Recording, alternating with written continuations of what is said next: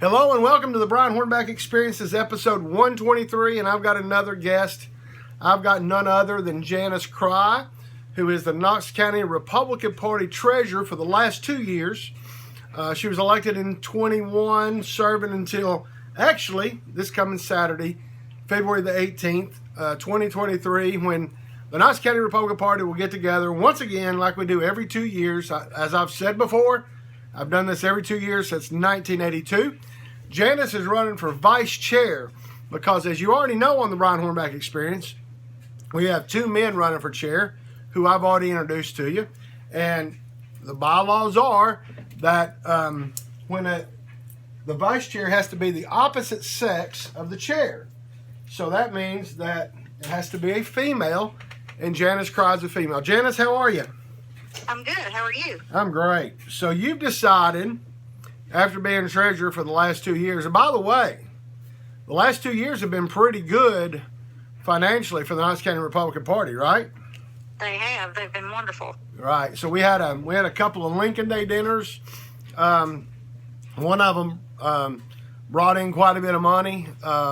Some people want to be critical of that approach, but I've continually said the one thing about Chairman Herrera is not only has he had some high-profile Lincoln Day dinners, but I think he's the first chairman to really start these folks that are now giving on a continual basis, like a monthly gift. And so that's been helpful, right, since you've been treasurer? It has. So we have a facility called Antidote, right, that puts those to our straight to our checking account from other people's checking account, and it's really a wonderful avenue to raise funds. Yeah, so I mean, it's a continual, once somebody signs up and you see that, I know the gentleman that owns Barnett Roofing has been one of our big contributors. I'm not breaking any news about that. I mean, Daniel has said that in continual meetings that Dan Barnett has been one of our regular contributing folks on a monthly basis. And anybody that decides that they want to support the Knox County Republican Party can go to our website and can find the link to that and can sign up for that. And it could be $10 a month. It could be $100 a month. I mean, every little bit helps. And so obviously 2 years of doing the books and having to do the quarterly reports to the state. Now you're gonna step in potentially as vice chair. Talk about kind of what you see as being able to help the next chairman in growing the party. Well, we have one goal as a Republican Party, and that's to beat the Democrats. And to do that, we need to strengthen our party and unify our party. And to grow the party, we need to get back to the precinct level. Mm-hmm. And my proposition would be to organize the precincts by Knox County district, where we have a commissioner and a school board member both in that district. Find 2 people in each district who are willing and able and have the passion to grow the party, and have them get back down to the precinct level. Right. Let the precincts go back and get in touch with the people, have meetings at the district level, and find out what people's interests are. We need to get the young people back involved in the party. Young people nowadays, lots of them are coming out of school, they're Democrats. We need to get them back in, find out what their issues are, and grow them as well. Well, and you make a good point, because Knox County has done a fairly good job over the last 10, almost 20 years when they have redistricted. They've really tried to keep the county commission and the school board pretty much the same. So, the approach to going back, obviously, I guess we're now approaching the 4th year where we haven't been organized on a precinct level.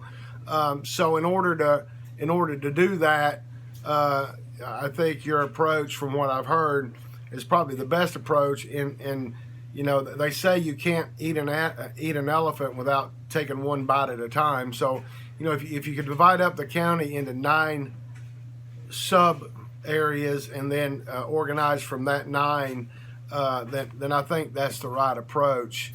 I do think that, obviously 2023 is not like even 2005 and 2006 when I was chairman. So obviously everybody doesn't have landlines like they used to. A lot of people have moved. A lot of people moved from homes into smaller condos, and people don't necessarily communicate the way they used to. So I guess you're kind of envisioning maybe strengthening email list and cell phone list and those type things to help get the word out. I'm assuming. Yes, communications is a big issue. I think we are able to improve our communications by whichever means, whatever platform is out there. I know that there's meeting platforms, Instagram, all of that needs to be improved. And people moving here need to be able to find us. Right. We've had numerous people that all of us know that say, I'd like to get involved, but I can't find you all. And so we need to make it easy for people to find us and to get involved. Right. And we're getting ready after this year. Obviously, we're going to elect a new chair, a vice chair, a new secretary, a new treasurer, and a vice treasurer on Saturday. But we've got a little bit of downtime, and I say a little bit of downtime. All we have in 23 is the city elections. Obviously, I suspect we'll have Republican candidates running for mayor and running for city council. There's 4 of the 9 city council seats up this year. And so, obviously, if we have Republican candidates, I suspect the Republican Party will be supportive.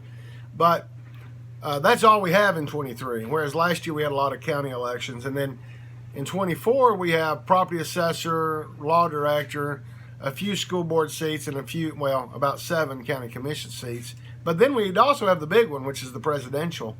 And Yes. I think we'll have a lot of presidential candidates in this coming fall that are preparing for Super Tuesday of 24. So we'll have a lot of people that will be traveling here to talk to a good red community, which is Knox County.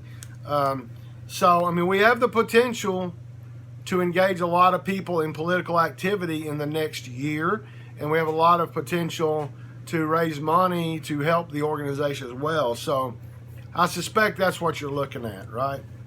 Yes, we need to get boots on the ground in the next year and get everything in gear that we can, because as you say, we're going to be gearing up for a presidential election year, and Right. That won't be time to get boots on the ground as much as this next year when we have a little more time to do that. Right. Now, you're not I'm not going to keep you very long, but you're not somebody that just popped up 2 years ago and became treasurer of the Knox County Republican Party. You have been involved in the Knox County Republican Party for a number of years. So kind of talk about when you first got involved. I know that you and your husband had been on the Contest of Credentials Committee several conventions ago, but just kind of talk about your involvement in the Knox County Republican Party and the fact that you didn't just start 2 years ago when you got elected treasurer. Well, Bob and I started at the Halls Club. I don't even honestly remember how many years ago, but it has evolved where Bob is president now of the Halls Club. We have been involved in it for probably the last 10 or 15 years. We got involved in Knox County back when Buddy Burkhart, actually when Ruthie Coleman was elected, and started being active at the executive committee level back that far. And then progressed being very involved in the executive committee meetings, going to those and helping work on the bylaws. And then after that, working with the treasurer, and I was an unofficial vice treasurer, I guess, during Judd's reign. And then after Judd was not going to run this past time, then decided to run for treasurer. Right. So by getting involved when Ruthie became chair, that was 2013. So you've been active, you've been participating, you've been going to meetings for well over a decade now. So you've put in the you put in what we call the blood, sweat, and tears. And as you know, being in Republican politics, you're making people mad, and you're making people happy, and sometimes people like you today, and they don't like you tomorrow. But you can't ever take any of that stuff personal. But that's you and Bob are active in is it Beaver Dam Baptist Church over in Halls? Yes, sir. I'm the treasurer this year. Yeah, and then y'all have some children and some grandchildren too, right? We do. I have a child and my daughter and my son-in-law and 2 grandchildren in Murfreesboro, and then Bob has a daughter and a granddaughter in Maryville. Right. So we're involved with them as well. Yeah. Well, I appreciate you being on the 120. I think this is the 123rd episode of the Brian Hornback Experience, and good luck to you on Thursday for treasurer of the Knox County Republican for vice chair of the Knox County Republican Party. And I'll let you have the last word and just ask those folks who are listening tonight, tomorrow, and possibly Saturday morning for their support at the convention, and then we'll end it out. Well, I appreciate you considering voting for me. I do have a passion to grow the party. I have had for several years, and that will be my goal, is to grow the party and unify the party and strengthen us as much as possible here in Knox County. Right. I appreciate your consideration. Absolutely. Well, we appreciate you being on here, Janis. Good luck to you, and I'll see you early Saturday morning out at Crowne College of the Bible in Powell. All right. See you there. Thank you.